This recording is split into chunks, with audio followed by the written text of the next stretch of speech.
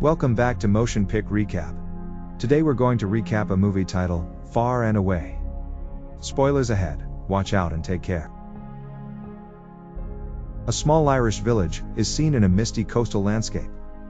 Villagers gather around a horse-drawn cart, and to disperse them the man in the cart fires his gun. And suddenly, the cart causes a roof to collapse on a man.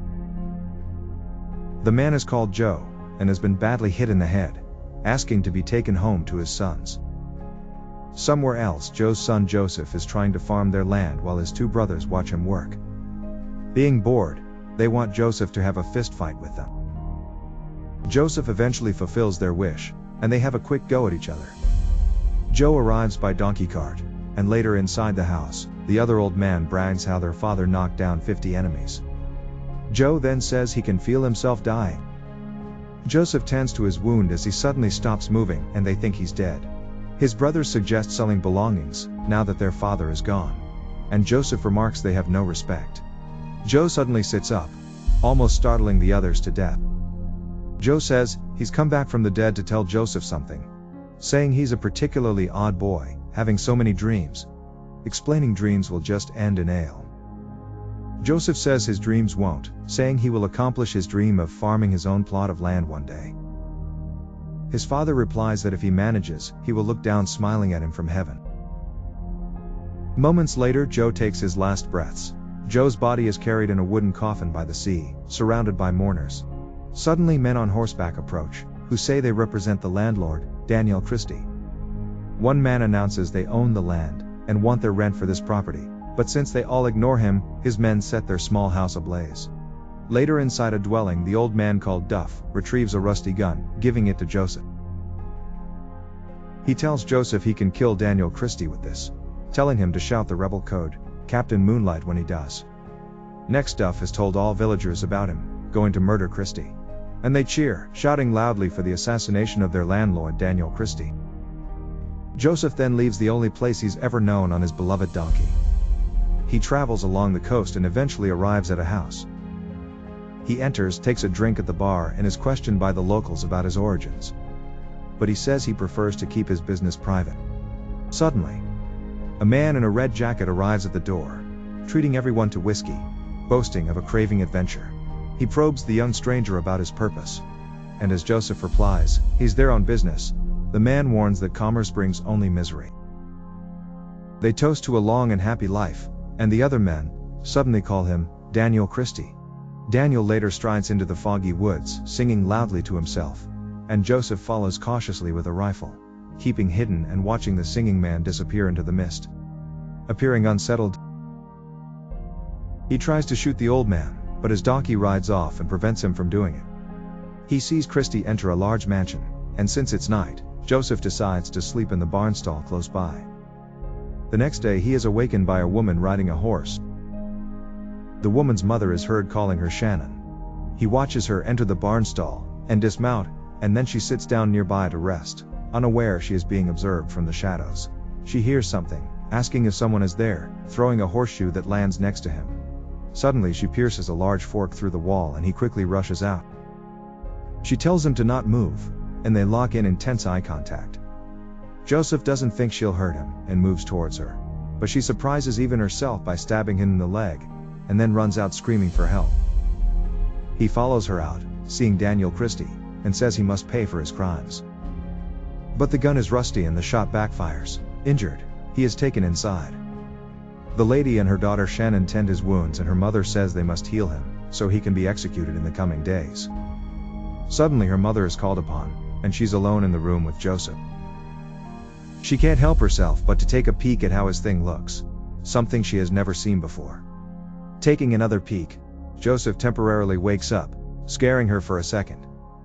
Her mother comes back to fetch her, and later the ladies discuss the injured man, with the elder calling him a vicious creature. Asking Shannon if she saw him, she replies, "Get a peek." They are interrupted by men, who announce they have come for their prisoner, and the man called Stephen is loved by the elderly women. As Shannon has talked to Stephen for a bit, her mother requests she plays some piano, and she reluctantly does, all while Joseph has awakened. Suddenly, Shannon starts playing band music, a modern song from America, and the elderly women are shocked. Upstairs they have locked his door, so Joseph punches right through it. Joseph walks down the stairs, and suddenly seeing him, Shannon stops playing, and all the women start screaming seeing him too. He tumbles down the stairs as men burst from the room. Joseph sees Stephen, remarking he's the bastard that burnt down his father's house, and start fighting him. Having beaten Stephen to the floor, the other men strike Joseph on his injured leg with a rifle to stop him, and Stephen challenges him to a duel at dawn. He is then dragged forcibly up the stairs by the men. With the door being guarded, Joseph stirs as Shannon climbs through a window, falling to the floor. She gets up, searches for something in a box, explaining she's running away because she is modern and seeks a modern place, unlike stuffy old ways. She finds a crumpled paper, offering 160 acres of free land in America to every resident. She excitedly proclaims her intention to go there, claim land and raise horses. Joseph angrily dismisses the idea, stating no land is given away freely anywhere, while she insists it is true in America. She says a woman can't leave the country alone, and she needs a man, saying he's a young strong fellow, remarking he can be her serving boy. He refuses, angered by the idea of subservience. She tells him he won't win the duel with Stephen, and that she is giving him his freedom. After she leaves, Joseph finds himself in a misty field. Daniel Christie tells him that Stephen's father's father was an ass, so he will be his second in this duel, and then explains he inherited his land, and didn't know he was treated unfairly since other people manage it for him, saying he's so sorry. They turn around to shoot each other, but then, Shannon emerges from the fog on a horse-drawn carriage, asking Joseph for the last time if he want to join her. And he takes his chance with her, and while her mother screams at her to stop, her father stands baffled. After the duel, they leave for America by ship. He learns obtaining land in the West is complicated, requiring extensive travel and a race. She plans to sell ancient silver spoons to finance their journey. A couple weeks later, they arrive at the lively Boston harbor. They step onto the crowded docks, a whirlwind of noise and desperate faces seeking passage or opportunity. A man in a top hat approaches, promising to guide them through the chaos. He offers to find them a decent hotel, a first step in their challenging journey to the West. Suddenly, their guide is shot dead. Chaos erupts on the crowded docks. Luggage is seized as people scatter in terror. The woman screams, seeing people taking all her spoons, which is all she has. The two flee the pandemonium as police swarm the scene, seeking refuge inside a noisy building where men are boxing. Inside, men are fighting, and one is knocked down as Shannon gets blood on her face. It's the club's owner Kelly who questions their presence. Joseph claims they are siblings, whispering to Shannon poor people hate her, rich kind, but promises no one will hurt her so long she pretends to be his sister.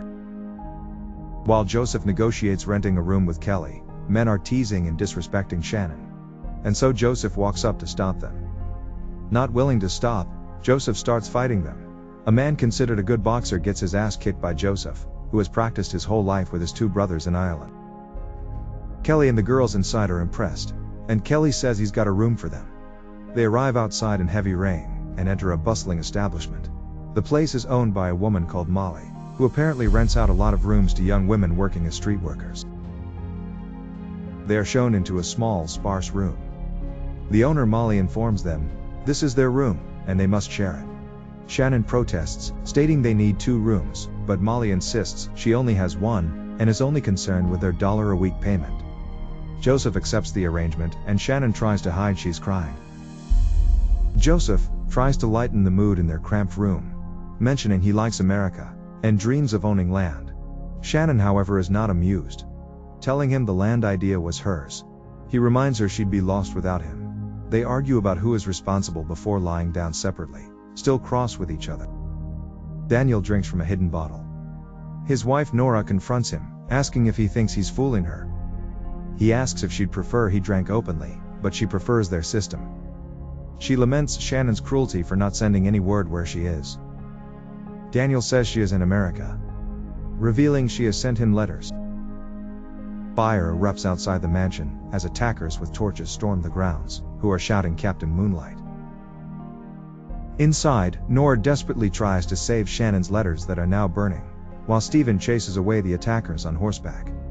Daniel and Stephen try to save Nora and a picture of Shannon, and later the house is entirely destroyed, leaving only a burned-out shell and a ruined piano. as men survey the damage. Noting Daniel still has his land that is worth a lot. Meanwhile, Shannon toils in a steamy chicken factory, where a foreman harasses her, deducting her wages for talking back, highlighting the harshness of the work. Later, Shannon and Joseph wash clothes, using a wooden washboard. Joseph demonstrates the plunge and scrub method, teaching her the ways of this demanding labor, adding to the daily toil they must endure.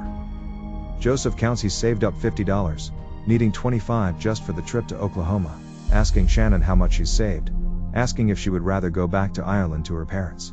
She replies, she'll get to Oklahoma too by herself. He prepares his bed for the night. She peeks at him, wistfully recalling a past life where she was adored. Then Joseph peeks at her changing clothes. The two go to bed and talk briefly about the harsh reality they face. Shannon turns around, asking Joseph if she is beautiful. He tells her sincerely he's never seen anything like her in all his life. She remarks, good, and tries to go to sleep. Hearing people jumping in bed in the adjacent room. Joseph can't take it, going to Kelly's club wanting to fight. It's his first time, and suddenly he's in a fierce bare-knuckle fight. The two men exchange punches with brutal force, surrounded by a cheering, shouting crowd. Joseph wins triumphantly. He sits down with Kelly and a wealthy man called Burke, who's a member of the city council. They seem eager to bet on him, introducing him to potential opponents. He starts his next fight, and that morning Joseph is slightly injured after fighting. And a woman called Grace helps him to bed. Grace says he's full of spirit and passion, but Shannon tries to convince her he's dull. Grace disagrees, saying the girls get swollen eyes from looking at his muscles. Joseph lies injured, saying Grace is a dancer. He then tells her to check his boot, and she sees $4, remarking, that's more than plucking chickens for 2 months. Joseph remarks he'll get them all the money they need before the winter, cheering her up. The scene cuts to a violent fight. A bare-knuckle boxing match unfolds before a raucous crowd. Joseph superiorly makes hard blows, knocking his opponent down. While Shannon continues plucking hens, he's taking down several men every night, explaining his tactic to Kelly, saying, you have to move away from your opponent's punches. The fighting continues, and the people love him. Blood flies, but the fighters press on. The crowd roars, placing bets as the action intensifies. He wins over and over, and Grace loves him, both for his spirit and making her money on her bets. In no time, he's had enough money to dress like a gentleman. And he is immediately surrounded by admiring women. They marvel at his appearance and his prowess, asking themselves what his willy can do if his knuckles can stay up all night. Out in the market, Shannon sees a nice dress and then sees Joseph having bought another hat. She remarks she doesn't like his hat, but walking through the lively market, people greet and compliment on hat. He encounters Kelly and the powerful man Burke, who demands he fight for him, threatening him when Joseph refuses. Later, Shannon is enjoying herself, dancing and playing the piano, appearing drunk, while Joseph looks on. They exchange some sassy words, and later Joseph does push-ups. Shannon thinks he's changed, calling him a snob.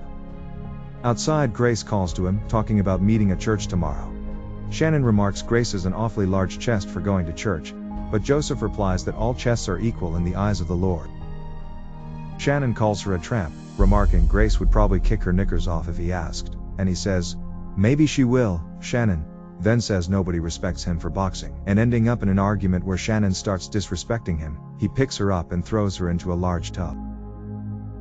He asks Shannon to say she likes his hat and suit, but she refuses, and he says he's earned it, and remarks she must be jealous of him.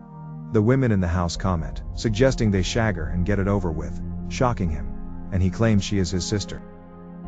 Molly remarks they know she isn't, and they laugh. He finds Shannon dancing provocatively on stage. Surrounded by a rowdy crowd, he tries to stop her. Men urge him to fight, offering to split winnings, which would be $100. Shannon sees the money and tells him to take it. They stare wide-eyed at the cheering crowd chanting his name, thinking about the fortune at stake. Kelly says he'll match that offer, giving him $200. Shannon suddenly says this will get them out of here, and Joseph asks if she just said, us. He then decides to do it, stripping off his shirt, looking back at Shannon doing it for her. Caught in the electrifying moment, Joseph faces his opponent in a loud, smoky boxing match. The crowd cheers, waving money and egg the fighters on for a fight to the finish. They exchange blows and deliver powerful strikes. The roaring crowd presses in. captivated by the brutal spectacle. The other man is big and strong, almost punching Joseph to sleep, but then he retaliates, sending his opponent to the floor. Burke and Kelly sit down and Burke wants company. Kelly fetches Shannon to give Burke company, but she doesn't want to. Joseph is distracted seeing Shannon being grabbed and knocks his opponent to the floor again, walking up telling Burke to let her go. They tell him too much money is at stake, throwing him back in, all while Shannon yells Joseph's name. His opponent hits him badly and Shannon watches the chaotic scene with a worried expression as he seems to start losing. Despite the blows, a bloody Joseph tries to continue fighting. He stumbles and falls, getting several blows in the head, and the fight turns brutal real fast. But the blows are too great and he's out, brutally beaten. Later injured and unconscious, he is found beneath market stalls having been thrown out. A policeman stops him and shows a photograph of a young woman, asking if he's seen her. He says he's not, noticing Stephen is right behind him. He hurries back home. Kelly and several men are there, taking all their money. Kelly brings him out on the snowy street, declaring they are banished, and threatens Molly to shut down her establishment if they are sheltered there again. Next, they are cold and have not eaten for 3 days. Shannon doesn't feel very well, and being desperate, they cautiously enter a seemingly empty house. Inside, they briefly observe signs of comfort like untouched food and a decorated tree. But their despair keeps them from fully seeking refuge. Shannon can't believe what a situation they've ended up in. Finding a grand dining room, they decide to pretend they are married, and that the house is their own. They admit they might be pretending to love each other, yet they share a tender kiss. Suddenly a figure appears and calls out, interrupting their intimate moment and causing them to quickly move away. Following the interruption, Shannon is shot by the man. Joseph carries her through the blizzard to a building where Stephen opens, and seeing Shannon is injured, they are taken inside. He confirms it's a gunshot wound. Stephen checks the wound in the shoulder, saying she should be all right. He goes to fetch things to clean it, and meanwhile Joseph tells Shannon she's safe now, asking Stephen to take care of her. Walking out, the doctor arrives. Next, it's 8 months later, and Joseph is in the Ozark Mountains, being part of blowing tunnels and building out the railroad. While working tirelessly, Joseph dreams of Shannon. Months go by where he continues working for the railroad in different parts of the Midwest. One night he dreams about his father, and his father says it doesn't look like he's doing that good, remarking they say a man is nothing without his own land. Suddenly he wakes up hearing others' voices ridiculing people they see on their way to Oklahoma to claim their plot of free land. He remembers his dream, jumps off the train, yelling he was on the wrong road, running toward the wagon trains. A couple days pass by, and eventually, he arrives in Oklahoma Territory for the land rush tomorrow. An official announces the rules for claiming land, emphasizing the need to run fast, to remove the marker, and claim a section with your own flag. Joseph is determined to get a horse for the race, seeking one that is fast. But since the fast one is a green broke horse, he goes for a more dependable one. He's still dreaming of Shannon, and then to his disbelief he sees her in front of him, remarking to himself he's cursed. Shannon teaches her mother how to wash clothes, and then Daniel is heard yelling he got shot at by the cavalry for crossing the starting line and breaking the law, making him feel young. Stephen says he has found a promising plot of land 20 miles west. Shannon, doing laundry, is cross. He searches alone, insisting they face the risks together to claim their dreamland.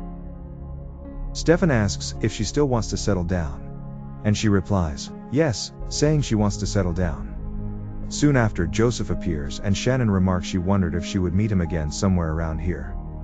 Joseph says he's got himself a horse to claim his plot of land tomorrow. Joseph asks her if she agrees. Things have turned out as they should have, and she nods, after which they bid each other good luck in tomorrow's race. He reminds her that she never gave up back in Ireland, and compliments her determination, saying she is a real corker.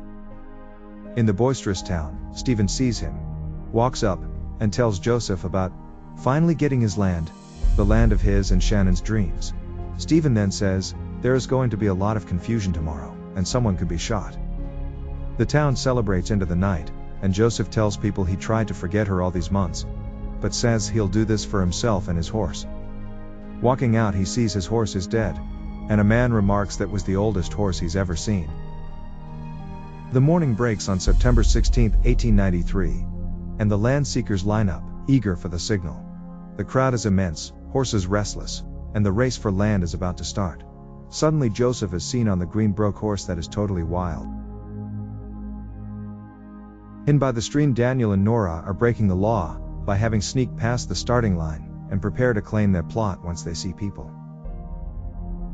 Stephen sees Joseph mocking him for his crazy horse. The horse suddenly throws him off and Stephen says he should buy a donkey. Shannon quietly tells Joseph to take Stephen by the bit. A bit of chaos starts erupting as it is not only seconds left until the big race for free land begins.